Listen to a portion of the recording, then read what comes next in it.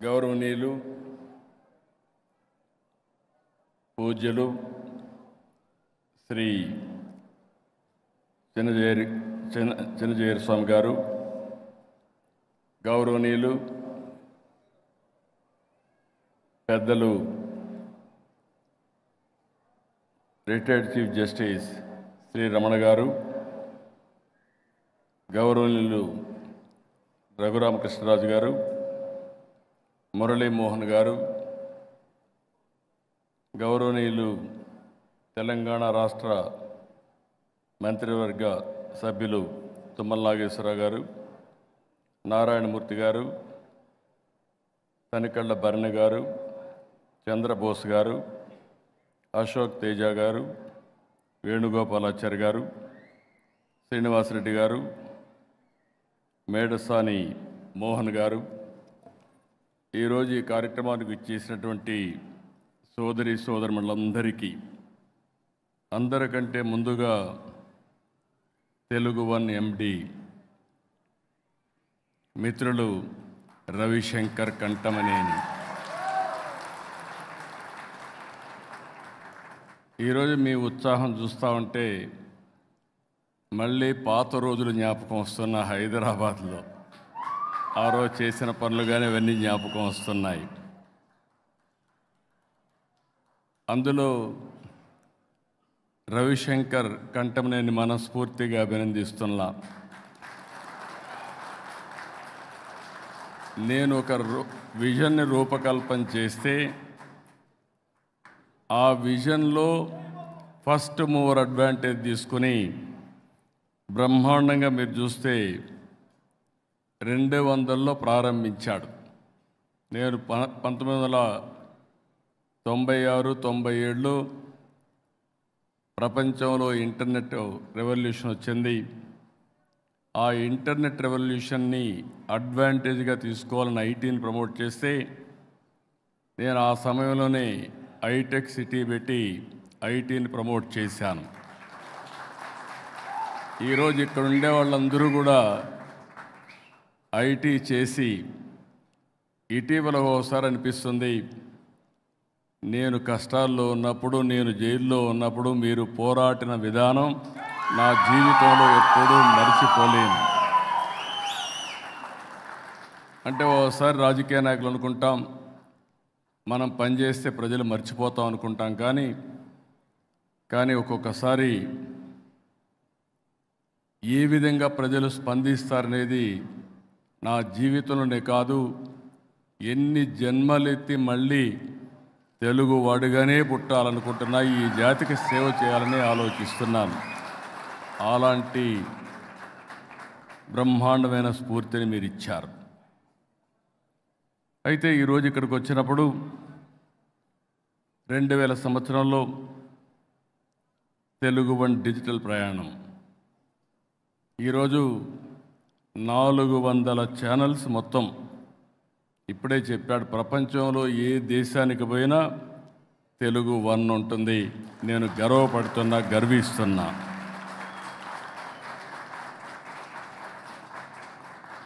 ఈరోజు మనం చూసినప్పుడు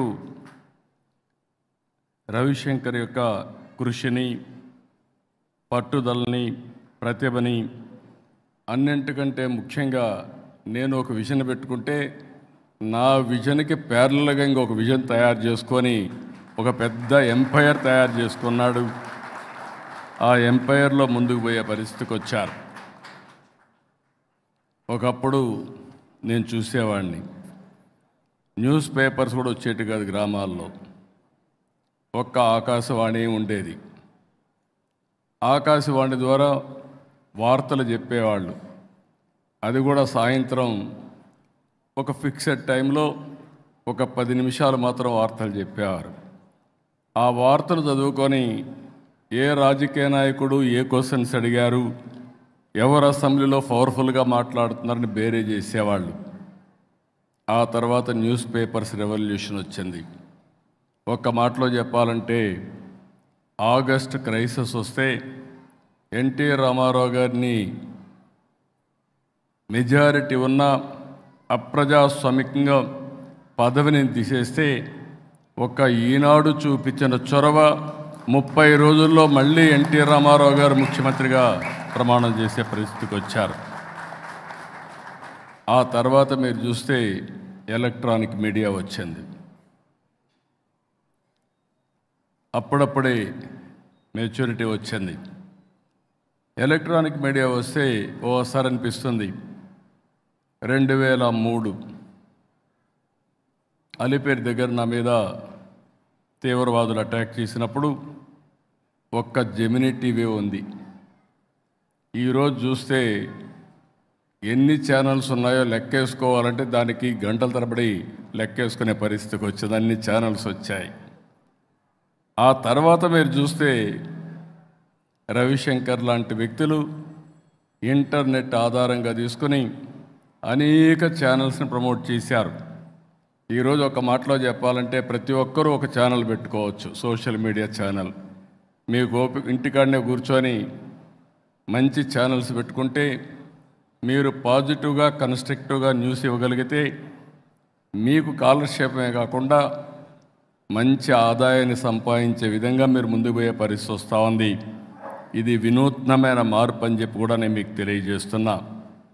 అయితే ఏదైనా ఈరోజు మీరు చూస్తే రవిశంకర్ గారిని చూసి మనం నేర్చుకోవాల్సింది విజ్ఞానం, వినోదం, ఆరోగ్యం, అదే మరి స్పిరిచువాలిటీ. ఏది చూసినా అందిపుచ్చుకున్నారు. అలాంటి వినూత్నమైన కార్యక్రమాలతో ముందుకు పోతున్నారు. ఈరోజు మీరు చూస్తే ఒక్కొక్కసారి న్యూస్ పేపర్ సర్క్యులేషన్స్ ఉంటాయి. శాటిలైట్ ఛానల్స్కు టీఆర్పీ రేటింగ్ ఉంటుంది. యూట్యూబ్ ఛానల్స్కి అన్నిటికీ వ్యూస్ ఉంటాయి, సబ్స్క్రైబర్స్ ఉంటారు. దీన్ని బట్టి ఆదాయం కూడా వస్తూ ఉంటుంది. ఈరోజు మీరు చూస్తే వీరిని చూసినప్పుడు 55 బిలియన్ వ్యూస్ వస్తున్నాయి. 120 మిలియన్ సబ్స్క్రైబర్స్ ఉండే ఏకైక ఛానల్ telugu1.com. ఒక్క ఛానల్లో మీరు చూస్తే 16 లక్షల వీడియోలు అప్లోడ్ చేశారు. 1500కు పైగా సినిమాలు, 2500 షార్ట్ ఫిల్మ్స్, 60,000 పైగా వీడియోలు, వెబ్ సిరీస్, ఇవన్నీ కూడా చేసి తిరుగులేని శక్తిగా telugu1.com తయారు చేశారు. ఈరోజు మిమ్మల్ని అందరినీ చూసిన తర్వాత నాకు అనిపిస్తుంది ఇదే సమయంలో పాత రోజులు జ్ఞాపకం వస్తున్నాయి. 1995-96 ఆ ప్రాంతంలో నేను ముఖ్యమంత్రి అయినప్పుడు అప్పటికి తెలుగు జాతి మొత్తం మీరు చూస్తే ఎక్కువ వ్యవసాయం పైన ఆధారపడేవాళ్ళం. హైదరాబాద్ నగరం కూడా హైదరాబాద్ సికింద్రాబాద్ ఉండేది. ఆ రోజు నేను ఆలోచించింది భవిష్యత్తుకు పూర్తిగా మారే పరిస్థితి రావాలంటే ఇన్ఫర్మేషన్ టెక్నాలజీని అడాప్ట్ చేయాలని చెప్పి ఒక నిర్ణయం చేశాం. అప్పటికి ప్రూఫ్ ఆఫ్ కాన్సెప్ట్ ఎక్కడా లేదు, ఏం చేయాలో తెలియదు. ఇదే మరి 4-5 మీటింగ్లు పెట్టుకొని ఇప్పుడే ఇక్కడ తుమ్మల నాగేశ్వరరావు కూడా అప్పుడు ఉండేవాళ్ళు. తుమ్మల నాగేశ్వరరావు ఒకడు ఉన్నాడు, తర్వాత వేణుగోపాలాచారి వచ్చారు. వీళ్ళందరితో ఆ రోజు ఆలోచించి ఆ రోజు తీసుకున్న నిర్ణయం ఐటీని ప్రమోట్ చేయాలని. ఫస్ట్ కట్టింది ఐటెక్ సిటీ కట్టాం, ఐటీని ప్రమోట్ చేశాం. నేను గర్వంగా చెప్పగలుగుతున్నా ఈరోజు ప్రపంచంలో ఏ దేశానికి వెళ్ళినా అక్కడ ఇండియన్స్ ఉంటారు, అగ్రభాగాన తెలుగువారు ఉన్నారు. అది ఆ రోజు మేము కాంట్రిబ్యూట్ చేసినటువంటి పెద్ద కాంట్రిబ్యూషన్ తెలుగు జాతికి అని చెప్పి కూడా నేను మీకు తెలియజేస్తున్నా.